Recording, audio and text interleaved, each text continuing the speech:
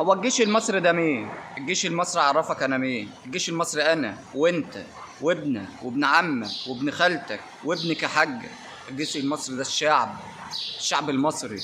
الجيش ده احنا اللي طولوا على الجيش المصري زي رجل الاعمال نجيب ساويرس، وطلع كمل وراه شويه المنافقين اللي على القنوات الخارجيه اللي ما بيحبوناش اصلا زي معتز مطر ومحمد ناصر. طلعوا كملوا وراه كلام بذيء جدا ما يعجبناش كلنا. يا جماعه الناس دي ما غلطتش في الجيش، لا ده غلطت في الشعب، لان الجيش هو الشعب. احب اقول لهم ان مصر نهضه، مصر هتقف على ثبات. احب اقول لكم انكم فشله، احب اقول لكم واعرفكم شخصياتكم. انتوا ناس مستاجرين بتقبضوا بالدولارات. ليه؟ عاوزين تخربوا البلد بتاعنا، بس بلدنا مش هتتخرب. معانا جيش قوي، شعبنا شعب عظيم، الرئيس بتاعنا راجل كويس، راجل محترم، عارف يدير البلد ازاي. الراجل ده حارب الارهاب يا جماعه في سينا.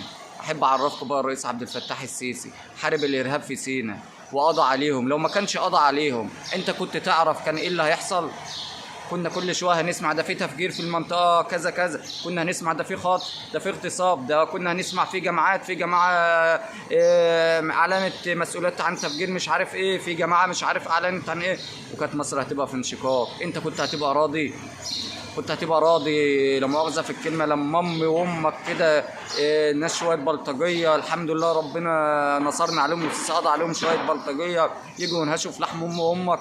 هتبقى راضي لما اختك تبقى ماشيه كده ومش في امن وامان؟ انت هتبقى راضي؟ رد عليا. انا جالي يا جماعه شويه تعليقات سلبيه على القناه بتاعي، ناس كتير مش عاجباها اللي انا بقوله. ليه؟ عشان بدافع على وطني. هقول لك انا بقى معنى ايه الوطن. الوطن ده حياه. مصر دي ام الدنيا، احلى دوله في العالم. لف روح اي دوله، اقعد هناك فتره من الزمن، قسما بالله ما هتلاقي زي مصر. مصر دي الوطن، وانا مستعد قسما بالله اروي ارض وطين وتراب مصر بدمي، وهفضل احب مصر. تحيا مصر، تحيا رئيس عبد الفتاح السيسي، تحيا جيش مصر العظيم. الجيش بتاعنا ده لو مش قوي، احب اعرفك بقى واديك معلومه بقى لكل اللي بيشككوا في قدرات الجيش بتاعنا. سيبكم منهم بقى، دول اتعرفوا على ايه؟ دول خرفان، دول اتعرفوا انهم عاوزين يخربوا البلد. الجيش بتاعنا لو مش قوي ما كانتش الصين جت حد عندنا وعملت معانا مناورات. لازم نفهم كده ونعرف، لازم نعرف كده ونفهم. الناس بتوع بره عارفين قدرات جيشنا، احنا ازاي بنشكك في قدرات جيشنا وقدرات رئيسنا؟ عيب في حقنا، غلط. جيشنا قوي والله، رئيسنا راجل قوي، حسن العلاقات مع جميع الدول الكبرى وهم اللي بيطلبوه. عارفين معناه ده ايه؟ ان بلدنا صامده وقويه، وبلدنا جايه وراجعه اقوى من الاول. فوقوا واصحوا، ما تخلوش حد يضلكم زي معتز مطر ومحمد ناصر ومحمد علي اللي بيطلعوا يطبلوا ويقولوا اي كلام في اي كلام. عاوزيننا نقع؟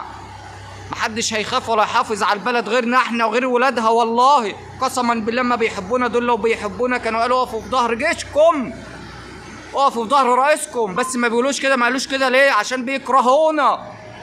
فوقوا، اقفلوا عقولكم من ناحيتهم. عاوزين يعملوا لكم غسيل مخ، مش احنا اللي يتعمل لنا غسيل مخ، ولا احنا شخشخه في ايديهم. تبا لاعداء الوطن. تحيا مصر وتحيا شعب مصر العظيم، تحيا جيش مصر الاعظم جيش في العالم كله، تحيا الرئيس عبد الفتاح السيسي، تحيا مصر. قسما بالله جيشنا قوي، قسما بالله رئيسنا قوي يا جدعان. بلدنا هتبقى احلى بلد في الدنيا قسما بالله. اشتغل على نفسك واتعب، اشتغل، شغال ورديتين اشتغل 3. لازم تكون راجل قد المسؤوليه. والله قسما بالله لازم تكون راجل قد المسؤوليه. والراجل لو ما كانش قد المسؤوليه، لا مؤاخذه في الكلمه، ما ينفعش يبقى راجل. اشتغل واتعب، اشتغل ورديتين، اضغط على نفسك، حافظ على اهل بيتك، حافظ على امك وامي، خاف على الوطن. الوطن غالي. ربنا قال اللي بيستشهد في سبيل الوطن داخل الجنه. ربنا اللي بيقول ان الوطن غالي، غالي والله. يحبوا الوطن. مصر حلوه قسما بالله. شيل تراب مصر على دماغي. بحبك يا بلدي، بحبك، واشيل ترابك على دماغي من فوق واتشرف. مصر حلوه، مصر ام الدنيا. يا رب نكون فهمنا حاجه، يا رب، يا رب. لايك للفيديو عشان يوصل لغيرك.